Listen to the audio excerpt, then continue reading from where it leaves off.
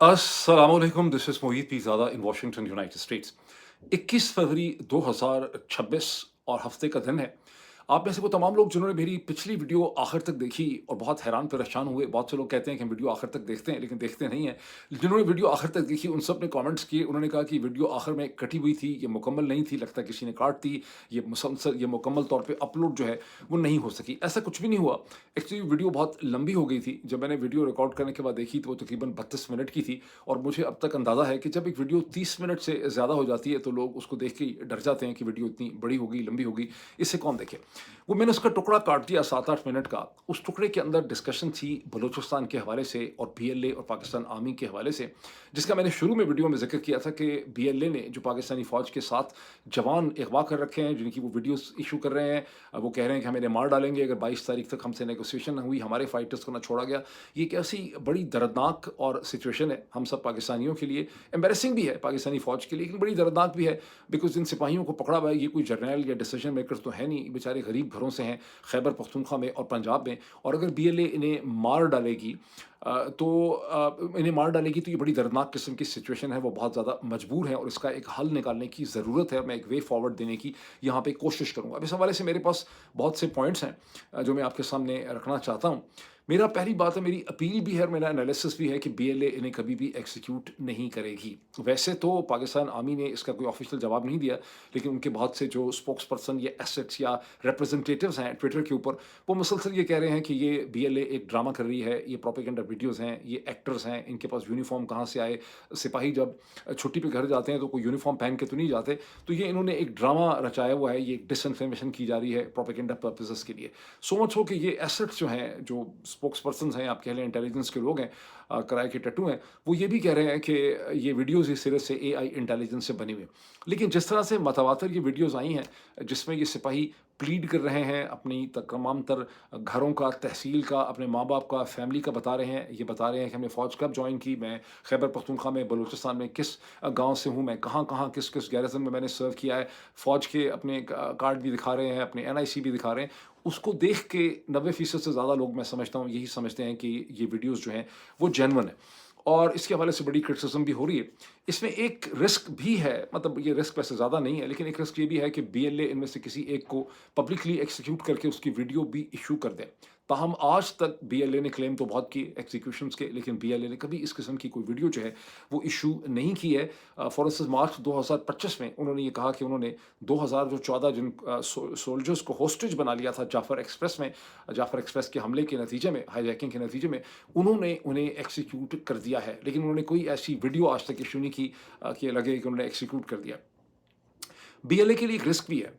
Because BLA के अपने हज़ारों जो फाइटर हैं, वो पाकिस्तानी फ़ौज के या इंटेलिजेंस के कंट्रोल में हैं। और अगर इन 7 सिपाहियों को बीएलए एक्ज़ीक्यूट करेगी, तो फिर अगले आने, और उनकी वैसे भी मसख़शुदा लाशें ऑफ एंड ऑन बलूचिस्तान में डिस्कवर होती रहती हैं। अगर बीएलए इन 7 जवानों को एक्ज़ीक्यूट करेगी, तो अगले आने वाले दिनों में आप देखेंगे कि सैकड़ों, दर्जनों या सैकड़ों लाशें जो हैं, वो हाथ बंधी हुई मसख़शुदा लाशें जो हैं, वो भी बरामद हो सकती हैं। और बीएलए के डिसीजन मेकर्स को पता है कि उससे कितनी ज़्यादा डीमोरलाइज़ेशन उनके अपने रैंक एंड फाइल के अंदर हो सकती है। मैं आपसे एक बड़ी इंटरेस्टिंग एक एनेक्डोट आपसे मैं शेयर कर सकता हूँ। 2019 का मेरा ख़्याल है वाक़या है, जब रावलपिंडी में एक बहुत ही अननोन किस्म का एक इंस्टीट्यूट है, जिसे कहते हैं Pakistan army institute of military history. उसने मुझे और चंद और सहाफ़ियों को इनवाइट किया। हमें एक ब्रिगेडियर साहब ने कॉल किया, उन्होंने कहा कि कैसे उनके, मुझे भूल गया उनके जनरल कमांडिंग कौन थे।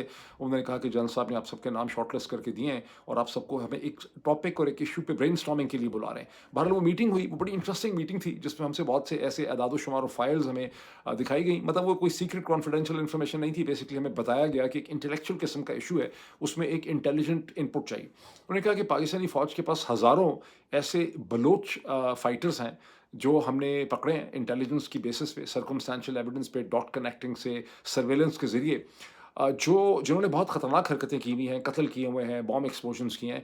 लेकिन जब उनको इंटेलिजेंस ने पकड़ा है, तो उनको उस तरह से नहीं पकड़ा जिस तरह से पुलिस एक इन्वेस्टिगेशन करके पकड़ती है, और पुलिस अपना एक पूरा का पूरा रिकॉर्ड बनाती है, जिसकी बेसिस पे प्रोसिक्यूशन की जाती है, उनको अदालतों के सामने पेश किया जाता है। अब मसला ये है कि फ़ौज चाहती है कि इनको अदालतों के हवाले किया जाए, क्योंकि हम चाहते हैं कि ये डॉक्यूमेंट हों, ये सामने आएँ, which is a very positive thing.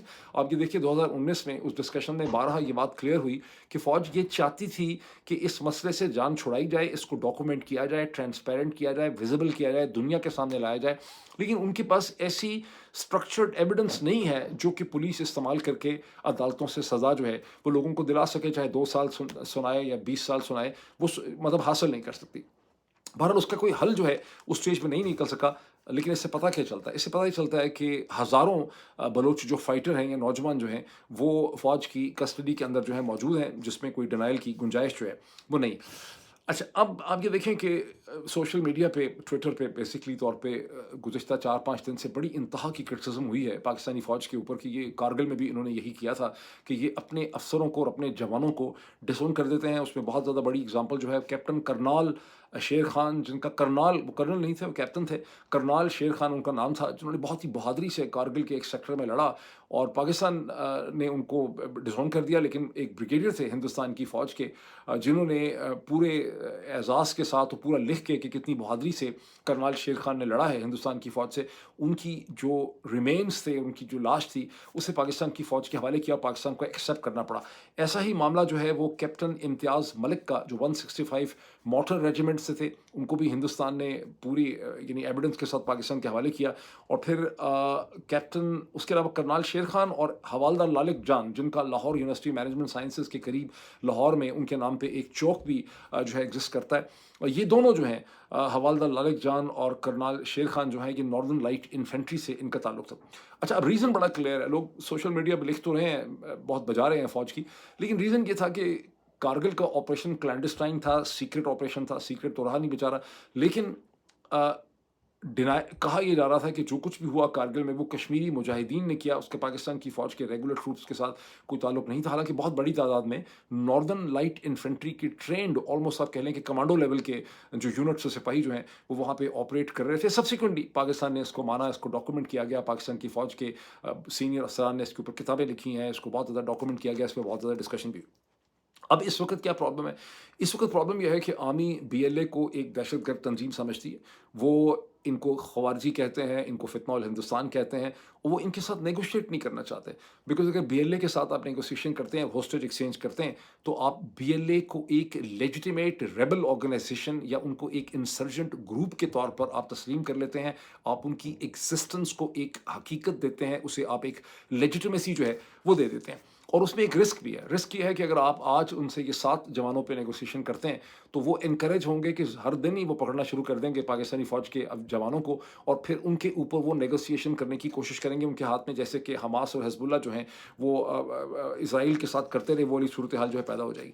Pakistani فوج کے بہت سے لوگ سوشل میڈیا پہ ہینیبل ڈاکٹرائن کی طرف بھی اشارہ کرتے ہیں، جو اسرائیلی فوج نے 1986 میں ناردرن کمانڈ نے ایشو کیا تھا لیبنن میں، جب ان کو ہوسٹیج کرائسس کا بڑا پرابلم تھا، اور وہ ڈائریکٹو ان رائٹنگ تھا، سیکرٹ ڈائریکٹو تھا، جو یہ کہتا تھا کہ ہوسٹیج ٹیکنگ نہ ہونے دیں، چاہے اپنے ہی جوانوں کو شوٹ بھی کر دینا پڑے ایسی سچویشن کے اندر۔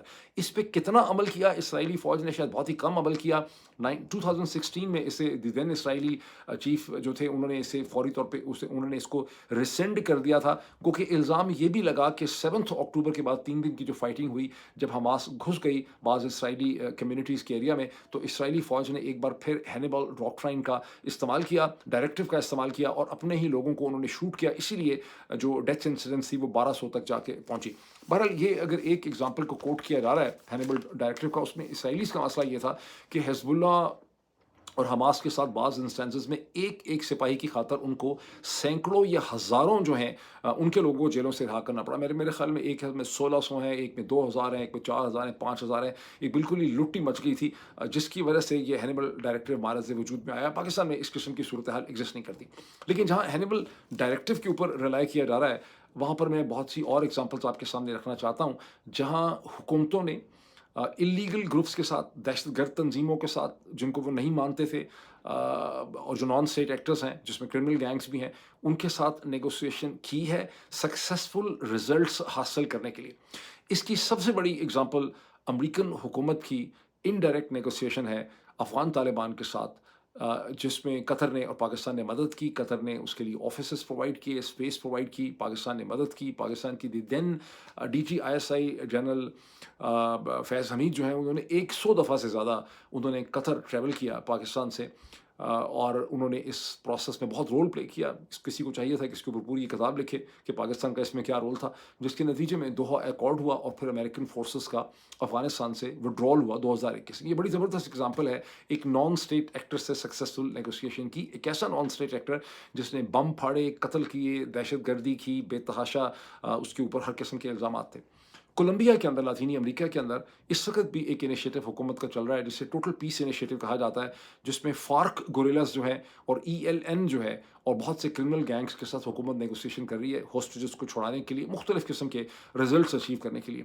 سیریا کے اندر جو سیرین ڈیفنس فورسز SDF، جن کو کرمنل آرگنائزیشن کے دہشت گرد تنظیم مانا گیا، ان کے ساتھ یورپ کی مختلف حکومتوں نے، بعض کیسز میں یونائٹڈ نیشن نے، یونائٹڈ اسٹیٹس نے اور خود ترکی نے ان کے ساتھ بے تحاشا نیگوسیشن کی اپنے ریزلٹس اچیو کرنے کے لیے. ترکی نے کردش PKK جو آرگنائزیشن ہے، جس کو دہشت گرد بھی کہا، لیکن اس کے ساتھ ہمیشہ نیگوسیشن کی مختلف ریزلٹس اچیو کرنے کے لیے. ہندوستان نے بھی بہت موقعوں پہ جو ہے دہشت گرد تنظیموں کے ساتھ نیگوسیشن کی. ایک فلم چند دن پہلے آپ سب نے دیکھی ہے، میرا بڑا خیال تھا کہ میں اس کے اوپر ایک ڈسکشن بھی کروں. دھرندر جو ہے، پتہ نہیں پاکستان میں لوگوں نے دھرندر دیکھی کیسے ہے، بیکاز نیٹ فلکس پہ تو مخل اب آئی ہے چند دن پہلے. پاکستان میں لوگوں نے کیسے دیکھ لی ہے دھرندر، آئی ڈونٹ انڈرسٹینڈ. ویسے دھرندر کا ابھی ایک سیکنڈ پارٹ بھی آنے والا ہے.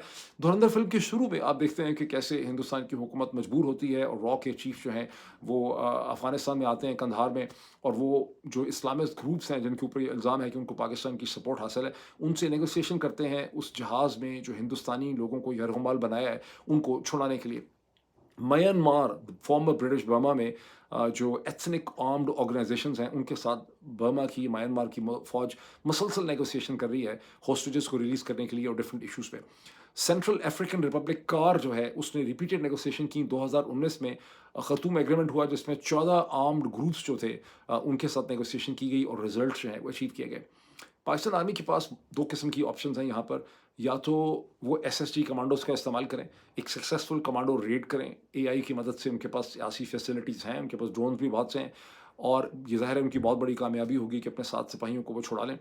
لیکن 2022 میں کہتے ہیں کہ ان کے ایکسپیرینسز، انہوں نے کرنل خلیق بیگ کو چھڑانے کے لیے SSG آپریشن کیا تھا، لیکن اس میں وہ کامیاب نہیں ہو سکا تھا اور اس میں ڈیتھس ہو گئی تھیں، کیجولٹیز جو ہیں ہو گئی تھیں.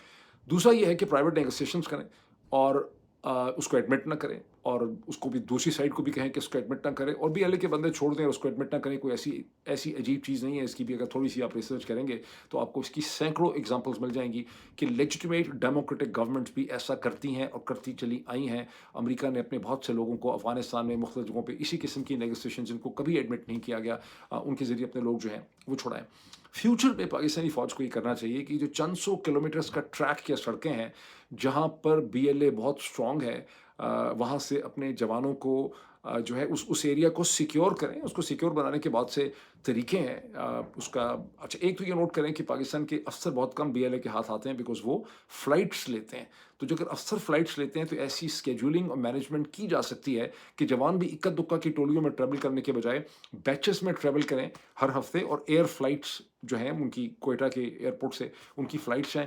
دوسرا الٹرنیٹ یہ ہو سکتا ہے کہ اگر ٹرینز جاتی ہیں تو پھر سیکیور ٹرینز. پاکستان آرمی کے پاس اتنا مسل ہے کہ وہ گن شپ ہیلی کاپٹرز کے ذریعے اپنے کسی بھی ٹرین کو جس میں ان کے سپاہی ٹریول کر رہے ہیں اس کو وہ پروٹیکٹ کر سکتے ہیں. اور اب تو میں نے دیکھا ہے کہ ان کے پاس آرٹیفیشلی انٹیلیجنس ڈریون اس قسم کے ڈرونز ہیں جو بہت ہی افیکٹو ہیں.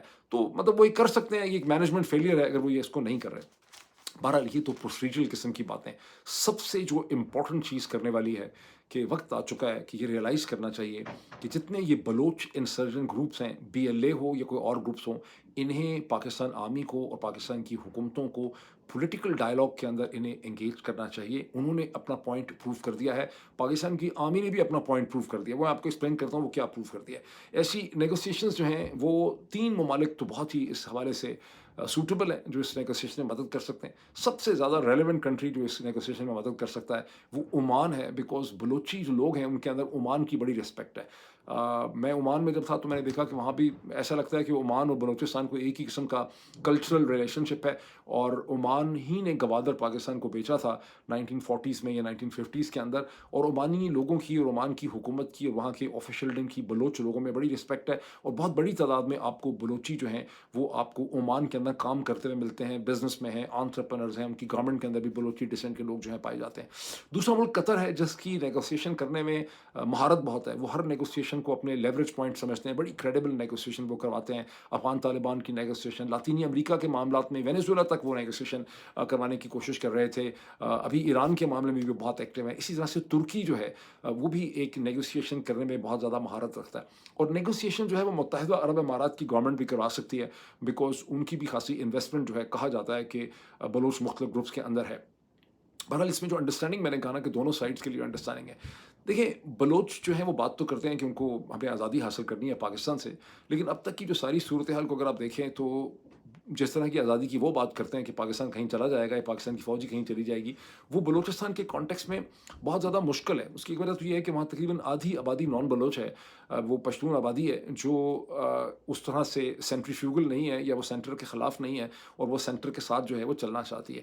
نہ ہی کوئی ایسی کنٹیگوس جغرافیکل ٹیریٹری ہے جہاں کوئی ایسی بہت بڑی طاقت ہو جیسے ہندوستان تھا فارمر ایسٹ پاکستان کے کیس میں, جو ملٹری انٹرونشن کر سکتا ہو. تو کوئی مدد بھی اس طرح کی نہیں مل سکتی. اور جس طرح کی آزادی بلوچ ریبلز حاصل کرنا چاہتے ہیں, اس قسم کی آزادی یا سیپریشن جو ہے وہ ان کے لیے ممکن نہیں ہے. اور دنیا کی جتنی بڑی طاقتیں ہیں وہ ان کو سپورٹ نہیں کر رہی. نہ ان کو امریکہ سپورٹ کر رہا ہے, نہ ان کو روس سپورٹ کر رہا ہے, نہ ان کو یورپین یونین سے کوئی سپورٹ حاصل ہے, نہ ان کو مشرق وسطیٰ سے ایسی کوئی ویزیبل سپورٹ حاصل ہے. اور ہندوستان ایک حد تک ہی ان کی مدد کر سکتا ہے. ہندوستان ان کی خاطر کوئی جنگ نہ لڑ سکتا ہے, نہ لڑنا چاہے گا. ہاں وہ اس کو بنسن برنر پہ وہ ضرور رکھ سکتے ہیں.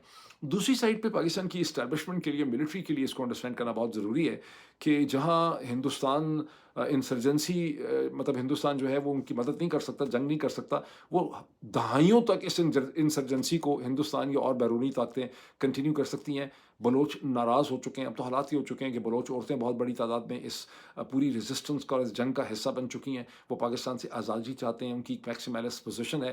اور اس کا مطلب یہ ہے کہ پاکستان کا یہ صوبہ جو ہے وہ ترقی نہیں کر سکے گا, ڈیولپمنٹ نہیں کر سکے گا. اس کے منرل ریسورسز افیکٹولی طور پر ایکسپلائٹ نہیں ہو سکیں گے, ڈیولپ نہیں ہو سکیں گے. جیسے کہ میں نے پچھلے ویلاگ میں آپ کو بتایا کہ جو پیکس سلیکا جو نیا انیشیٹو ہے امریکہ کا سلیکون ویلی کے حوالے سے, اس میں ایک ریزن یہ بھی دیا گیا ہے کہ پاکستان کے جو منرل ریسورسز ہیں وہ سیکیور ہی نہیں ہے, وہاں پہ پولیٹیکل ٹربلنس ہے.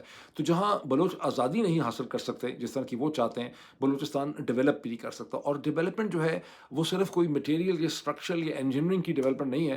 ڈیولپمنٹ سے مطلب ہیومن ڈیولپمنٹ بھی. اگر آپ کی 50% یا 55% آزادی ہیومنلی ڈیولپڈ ہونے کو تیار ہی نہیں ہے, وہ ڈیولپ ہو نہیں سکتی, تو ظاہر ہے کہ صوبہ ڈیولپ نہیں ہو سکتا, اور صوبہ ڈیولپ نہیں ہو سکتا تو پاکستان ڈیولپ نہیں ہو سکتا. تو ظاہر ہے کہ اس کا پولیٹیکل حل جو ہے وہ نکالنے کی ضرورت ہے.